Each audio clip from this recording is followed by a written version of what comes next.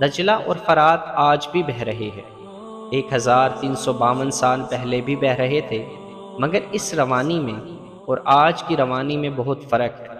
13.5 صدیاں پہلے دجلہ اور فرات کی لہروں میں اسلام کے اولین مجاہدین کے جوشیلے اور پرعزم نعروں کا ولولہ تھا۔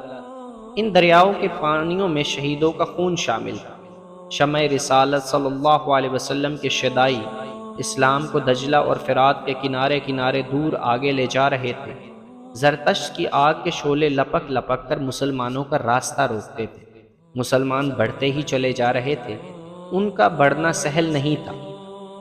وہ فارسیوں کی شہنشاہی میں داخل ہو چکے تھے، ان کی نفری اور جسموں کی تازگی کم ہوتی جا رہی تھی اور دشمن کی جنگی قوت ہیبت ناک تھی۔ کبھی یوں لگتا تھا جیسے آتش پرست فارسیوں کی جنگی طاقت مسلمانوں کے قلیل لشکر کو اپنے پیٹ میں کھینچ رہی ہے۔ اپریل